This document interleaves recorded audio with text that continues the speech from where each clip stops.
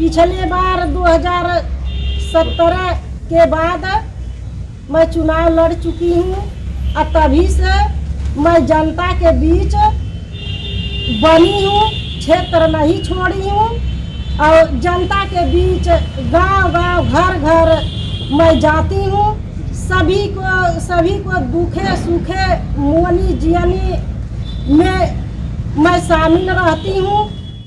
2017 में माननीय राष्ट्रीय अध्यक्ष ने गरीब की बेटी को खजनी की जो स्थायी निवासी इनको टिकट देने का काम किया और केवल 12 दिन में इन्होंने चुनाव लड़ करके 42,000 वोट एकत्रित करने का काम किया था और तब से लगातार क्षेत्र में बनी हुई है और हम लोग मुद्दे पे चुनाव लड़ रहे हैं।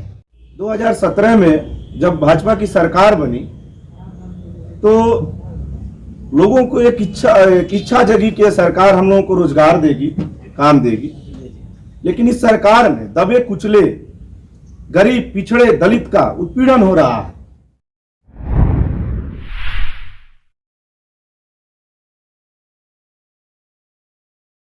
नमस्कार, आप देख रहे हैं डेली लाइव न्यूज और आज हमारे साथ लाइव पे बनी हुई है 325 विधानसभा क्षेत्र खजनी के समाजवादी पार्टी के भावी विधायक प्रत्याशी रूपावती बेलदार जी। जानकारी के लिए बता दूं, जो हमारे साथ बगल में बैठे हुए हैं रूपावती बेलदार के प्रतिनिधि सुनील यादव जी हैं, जो कि उनके चुनावी प्रचार प्रसार का नेतृत्व कर रहे हैं। तो आइए मिलते हैं रूपावती बेलदार जी से और जानते हैं इनके चुनावी मुद्दे को और पार्टी के प्रचार प्रसार के बारे में कि किस मुद्दे के साथ ये खजनी विधानसभा में अपना प्रचार प्रसार कर रही है। तो डेली लाइव न्यूज चैनल में स्वागत है आपका मैडम।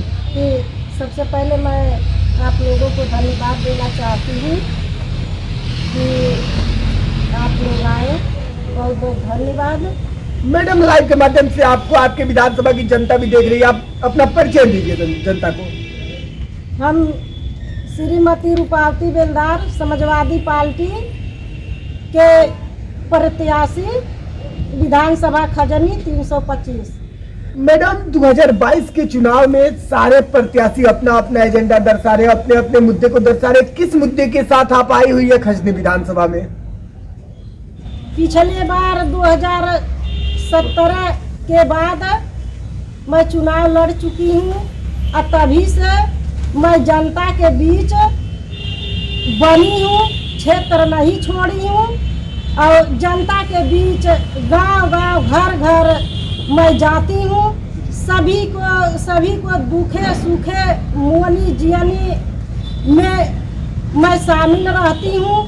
सबका दुख दर्द समझती हूँ और सबको मैं जनता के बीच में रही है विगत कई वर्षों से और जनता में आप अपना नेतृत्व कर रही है। तो क्या आपको जनता समर्थन कर रही है 2022 के चुनाव में? जी, समर्थन कर रही है, लेकिन इस सरकार में महंगाई, भ्रष्टाचार और बेरोजगारी चरम सीमा पे है।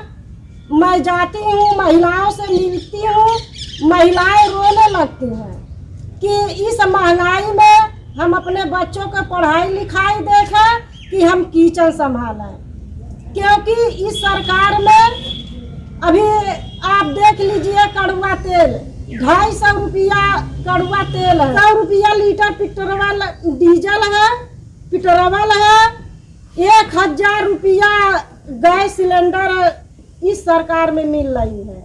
तो मैडम, क्या अखिलेश जी की सरकार आएगी तो महंगाई कम होगी और शिक्षा का स्तर बढ़ेगा? जी, बढ़ेगा।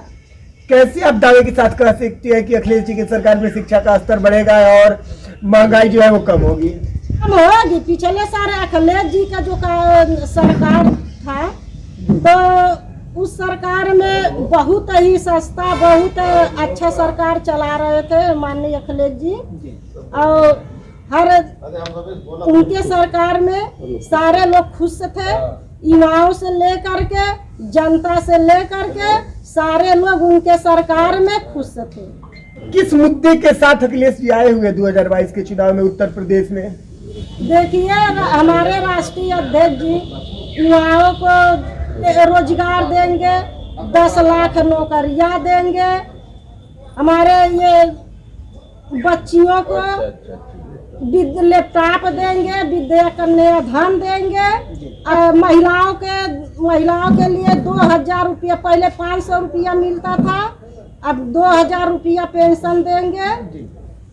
तो मैडम काफी सराहनीय पहल है। जैसा कि मैं बता दूं कि जो रूपावती बेलदार जी है वो भली भांति अखिलेश जी के मुद्दे को और अपने पार्टी के प्रचार प्रसार के बारे में और किस तरह से ये खजनी विधानसभा में अपना जनता के समक्ष जाकर अपना प्रचार प्रसार कर रही है उसके बारे में भली भांति इन्होंने जनता से बताया इस लाइव के माध्यम से। तो आइए मिलते हैं हम सुनील यादव जी से और जानते हैं इनके मुद्दे को कि किस एजेंडे के साथ ये और रूपावती बेलदार जी का प्रतिनिधित्व कर रहे हैं और किस मुद्दे के साथ ये घूम करके प्रचार प्रसार में लगे हुए हैं।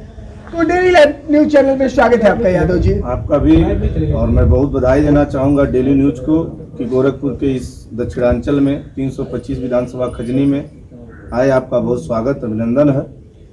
यादव जी, सारे प्रत्याशी जो है बहुत सारे एजेंडा बहुत सारे मुद्दा लेकर के आए हुए हैं, लेकिन 2022 के चुनाव में अखिलेश यादव जी किस एजेंडे के साथ प्रचार प्रसार कर रहे हैं और आप किस मुद्दे के साथ खजनी विधानसभा में जनता के समक्ष जा रहे हैं? देखिए, समाजवादी पार्टी हमारे माननीय राष्ट्रीय अध्यक्ष जी ने निश्चित तौर पे 2017 में जब भाजपा की सरकार बनी तो लोगों को एक इच्छा जगी कि सरकार हम लोगों को रोजगार देगी, काम देगी। लेकिन इस सरकार में दबे कुचले गरीब पिछड़े दलित का उत्पीड़न हो रहा है। इस सरकार में युवाओं को नौकरी नहीं मिल रही है। इस सरकार में इन्होंने एक योजना आपने बहुत सुना होगा, लाया था उज्ज्वला योजना। उस समय 400 कुछ रुपए गैस का दाम था और वो सिलेंडर जब दक्षिण भारत से खाली हो गए, जहां पर पाइपलाइन से व्यवस्था हो गई, तो इन्होंने उत्तर प्रदेश में ज्यादा से ज्यादा शिफ्ट करने का काम किया। आज उस किचन में उस महिला से इनका कोई कार्यकर्ता, इनका कोई विधायक नहीं पूछ रहा है कि आपको जो 1000 में हम गैस दे रहे हैं उसको भरा पा रहे हैं, नहीं भरा पा रहे हैं।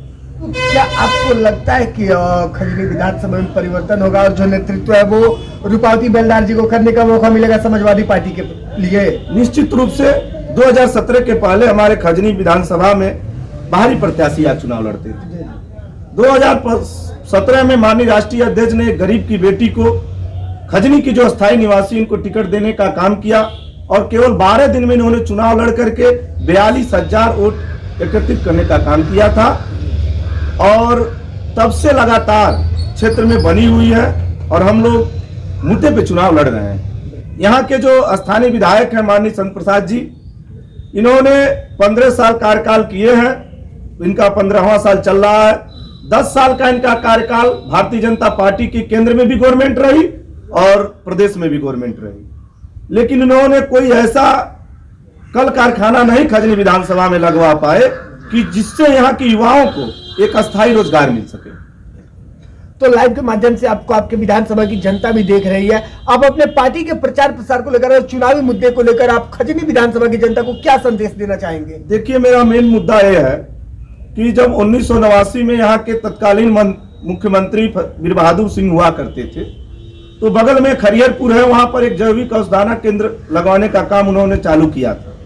लेकिन भगवान को इच्छा नहीं थी, उनको जल्दी इस दुनिया से जाना पड़ा और आज वहां पर इस भारतीय जनता पार्टी की सरकार और जब योगी जी मुख्यमंत्री बने तो निश्चित तौर पर गोरखपुर जनता को एक आस जगी कि जो काम शुरुआत किए थे माननीय वीर बहादुर सिंह जी, उसको माननीय योगी आदित्यनाथ पूरा करेंगे। लेकिन उस पर कहीं नहीं ये खरा उतरे। दूसरी बड़ी सबके हमारी यहाँ समस्या है, हमारा जो दक्षिणांचल का एरिया पड़ता है, हमारे सरयू की नदी है, वहां से हमारी गोरखपुर की दूरी लगभग 65 से 70 किलोमीटर पड़ती है और बीच में कोई अस्थायी एक ट्रामा सेंटर होना चाहिए ताकि कोई को रात में अगर गंभीर बीमारी होती है, किसी का एक्सीडेंट होता है, तो उसका सही समय पर इलाज किया जा सके।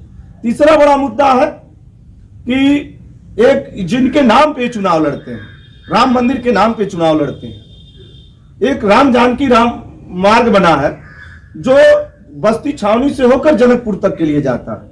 उसकी दुर्दशा आप लोग खुद जाकर देख लीजिए, क्या दुर्दशा है। यहाँ के माननीय विधायक जी जो जिस बिरादरी से बिलोंग करते हैं, वो बिरादरी का यहाँ सबसे ज्यादा जनसंख्या है, बेलदार बिरादरी का। और बेलदार बिरादरी, हमको लगता है कि आज भी 60% ताड़ से ही अपना जीवन यापन करते हैं, जो तरकुल का पेड़ होता है। तो हमारी मेन मांग होगी, जब हमारी विधायक माननीय रूपावती बेलदार जी होंगी और हमारे मुख्यमंत्री राष्ट्रीय अध्यक्ष अखिलेश यादव जी होंगे, तो मैं ये चाहूंगा कि जो जिससे वो ताड़ उतारते हैं उसका पोत लगता है टैक्स के रूप में, एक पेड़ का लगभग 500 रुपया है हमको जहां तक मालूम है। उस पैसे से उनको सुरक्षा कवच के रूप में बीमा किया जाए, ताकि कोई दुर्घटना घटती है तो उनके परिवार को कम से कम सुरक्षा कवच के रूप में वो बीमा राशि दिया जा सके। तो मैडम, लाइव के माध्यम से आपको आपके विधानसभा की जनता देख रही है, जनता को क्या संदेश देना चाहेंगे आप 2022 के चुनाव को लेकर? खजनी विधानसभा की जनता को बहुत बहुत धन्यवाद देना चाहती हूँ और प्रणाम करती हूँ, और विधायक बनावे और सेवा करने का मौका दें।